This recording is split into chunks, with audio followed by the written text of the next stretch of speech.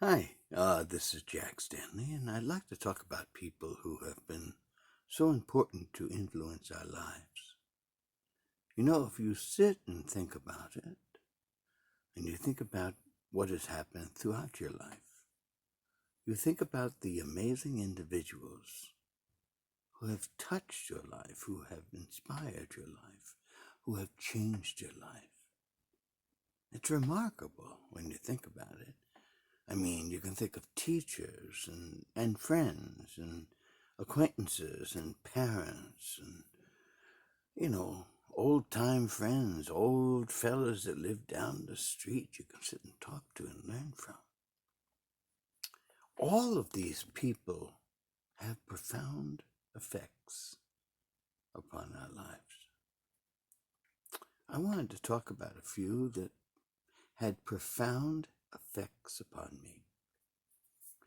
Now, I was born quite a few years ago and got to talk to lots of people, and I talked to lots of old folks. And in 1968, I got to interview a lady by the name of Miss Holmes. And Miss Holmes was a fascinating lady. She was about 90 years of age at that point, so she was born around 1878, 1879. And she had worked in Washington, D.C.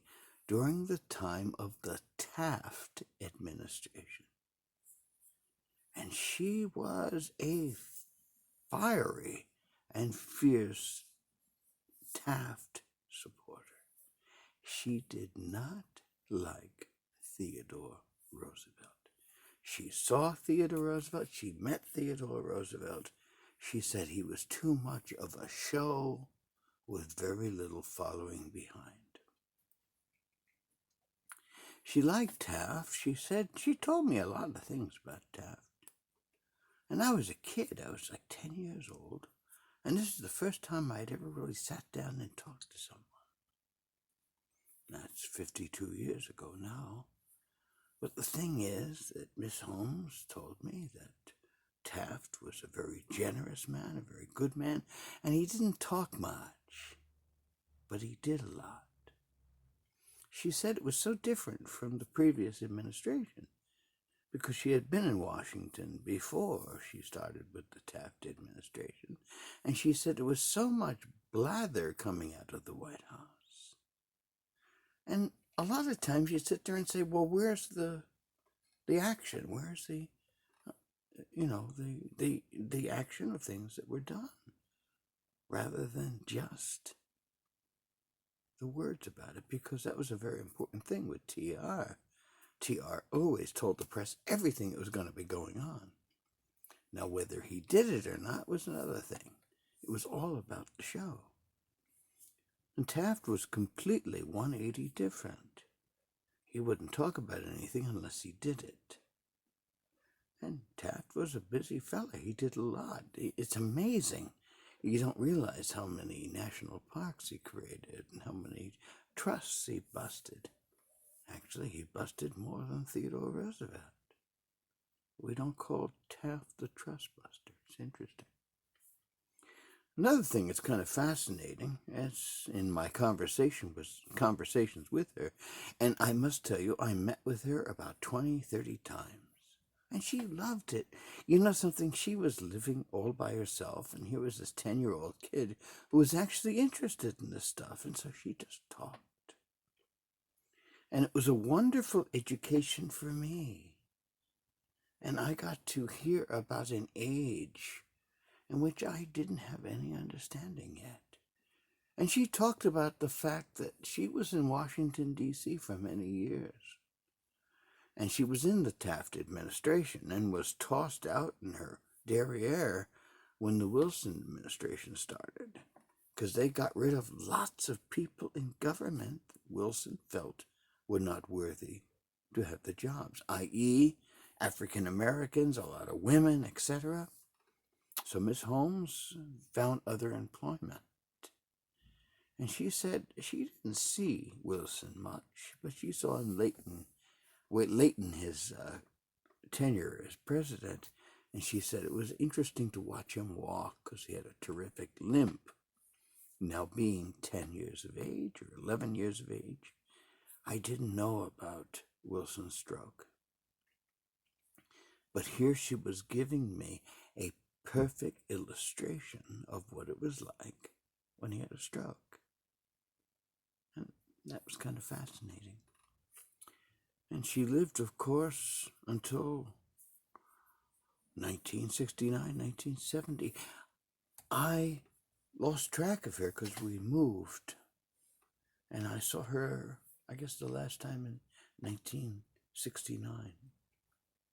At that time, I remember talking to her, and she said, you have to remember, when I was born, there were no planes. There was no lights. There was no sound recording. There was nothing. You know, she was born in, as I said, 1878. And in the 1880s, there nowhere, except some exotic places, there was electric light. There was no sound recording. And of course, nothing flew. And she said, here we are in 1968, 69, and we're talking of landing on the moon. What an amazing thing to think that she had gone from an age where the telegraph was king and the telephone was a new toy. And here she was talking to me in 1968, 1969, at the age of 90, 91, and talking about the fact that we're landing on the moon. We don't appreciate some of that today because landing on the moon is over 50 years ago. And you have to understand what it was like for people who were born long before the moon landing. Because we didn't even have planes. The Wright brothers flew in 1903. That doesn't mean that there were planes everywhere after that. It took a long, long time before we had anything like airplanes flying around.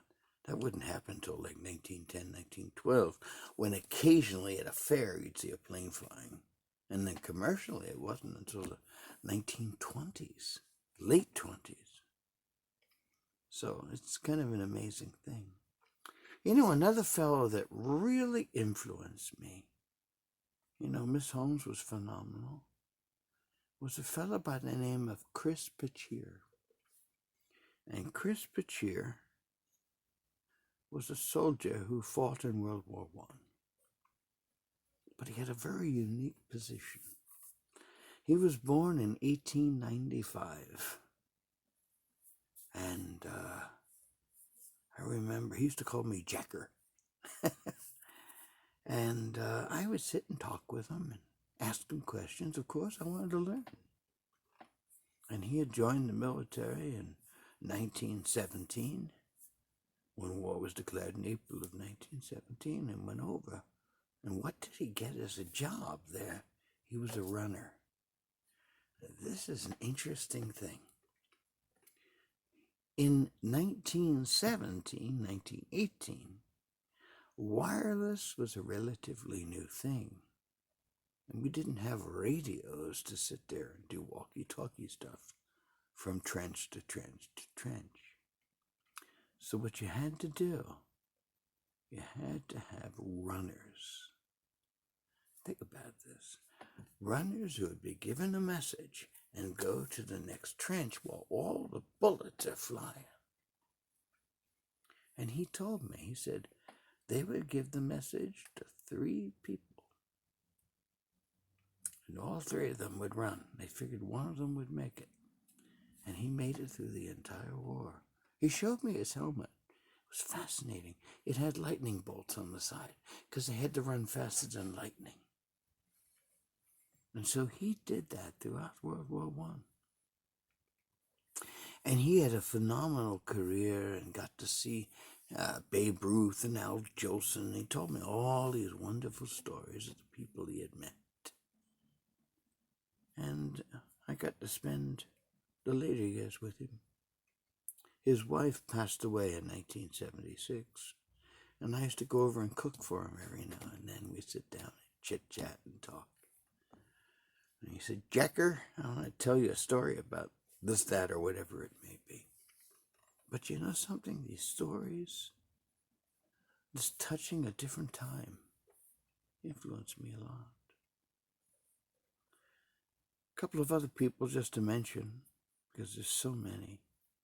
I want to talk about a fellow by the name of Ray Stone. Now, I used to sing with Ray Stone, and Ray was a fascinating character. He talked about his father. His father was a conductor of a mandolin orchestra. And his father disappeared when he was pretty young. But Ray was blessed with a really great musical voice. And he sang all over. In fact, he sang at the World's Fair of 1939, 1940. And then he toured around the country singing. And then World War II started. And of course, he was too young. But once he got old enough, he was drafted. And he went into the Marines. And he was a smart ass, too. And he had a younger brother. And so when his younger brother came into the Marines, they had already dealt with Ray Stone. And I had to Willie Stone, and Willie Stone caught the brunt of all the trouble caused by Ray Stone. But Ray told me, he said, an amazing thing happened. An amazing event took place. He said, we went through basic training, and then we were told we were going overseas. They were all young. They were 18, 19, 20, 21. And they were put onto one of these flat-bottom landing craft and sailed across the oceans to get to Iwo Jima. He said there was not a moment that any of us were not seasick. These flat-bottom boats were terrible in the sea. And he said, finally, we arrived. Gunfire everywhere.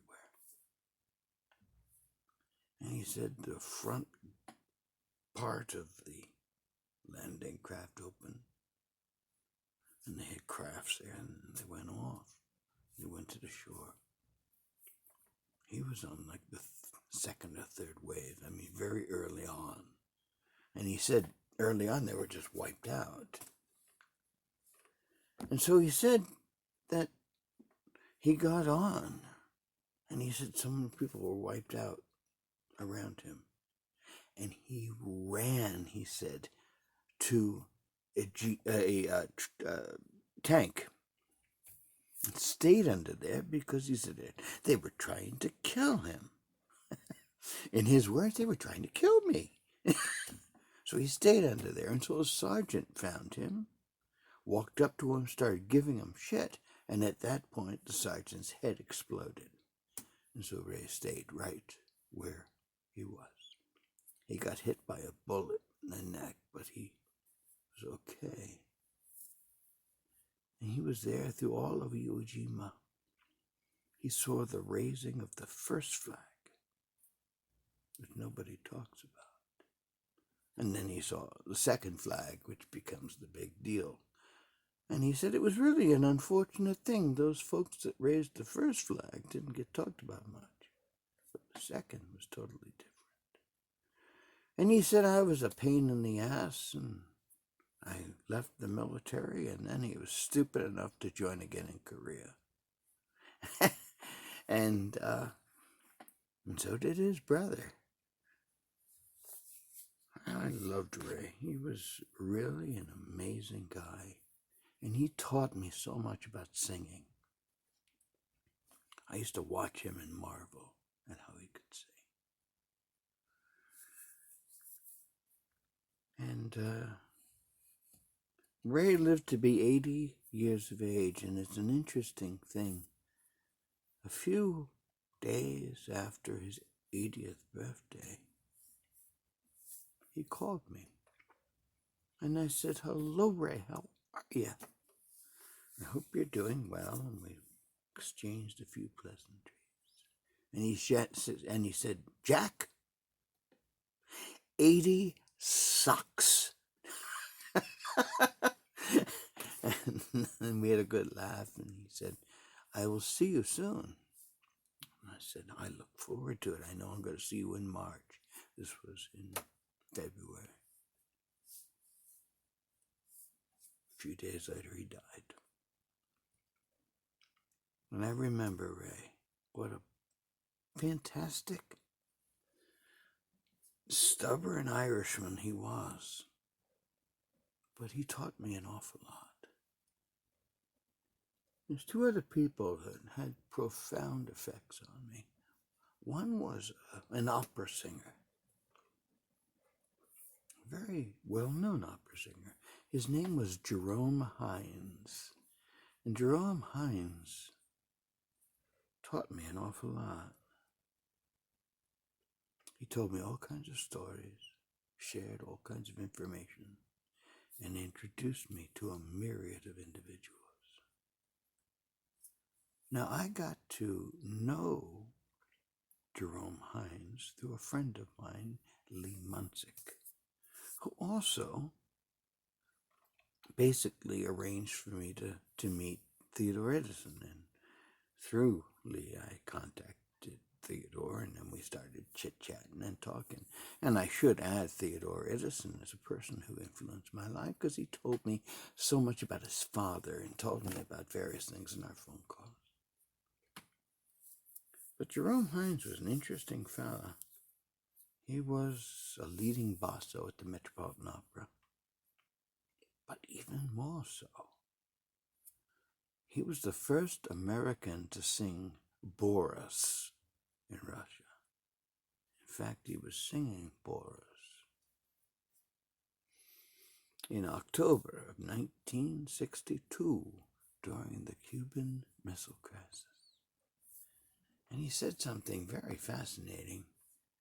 He said, "There I was performing Boris, and I was told when it was over, the chairman wanted to meet him. And he said, I'm 6'6", and I'm wearing 4-inch heels, so I'm 6'10". And I met Chairman Khrushchev, who was about 5 feet tall and about 5 feet wide. And the entire world was ready to explode with the Cuban Missile Crisis. And Khrushchev came up to him and he said, "Let us drink to peace." He handed Jerome Hyeon a drink, and he had a drink, and they drank it together. And he said, "I want you to tell your president we want peace. We don't want war." And so Jerry got some papers and whatever and left, flew back to the United States, was met by Henry Kissinger, was debriefed, and then shortly afterwards went to see President Kennedy. And through all of this, he came with this message of peace from Khrushchev. And with Kennedy and Khrushchev talking about peace, it was solved. He said it was a fascinating thing.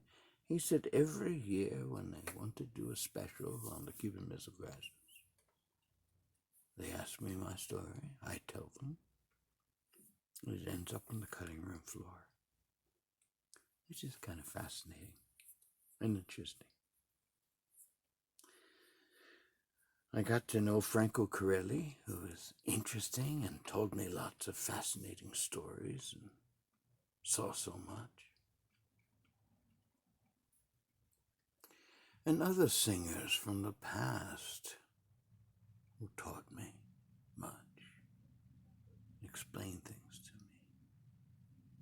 There were so many people I got to talk to in my life.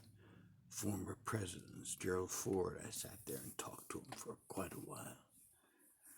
Sitting there talking to various senators and congressmen and and diplomats, learning from them and talking to old soldiers and individuals and having a wonderful time with a leader, Bob Dole. You know, he was the Republican leader, and I got to interview him. Talked to Ed Koch, who was the mayor of New York City. Talked to lots of other performers, and all of these people had a profound effect in creating who I am. And learning from them, and taking the information from them, and divesting that information into who I am. So now, when I talk to young people, you know, it's not just me, but it's a myriad of individuals who have touched my life and who have changed my life. And hopefully, when I talk to a lot of young people, what I talk about will influence their life and change their life and inspire their life. That's the whole idea behind life itself, is that we give the gift of life and understanding and knowledge and share it with each and every oncoming generation. So I just wanted to talk a little bit here about people who influenced me, and that's not all of them. There's so many more. You know, I can tell you I've sat and talked to great actors and sitting there with Mickey Rooney and talking to Jonathan Winters, who was absolutely hilarious, and talking to Tony Randall and great newscasters like, you know, Peter Jennings and Walter Cronkite and Charles Osgood and Mike Wallace, and learning from them and having wonderful conversations. I've been a very lucky person in that regard, I admit. But I want to inspire you, especially if you're very young. Try to get a hold of all the people that were there before you and learn from them. And take their knowledge and make it your knowledge. And make their experience your experience. That is how we understand and share history.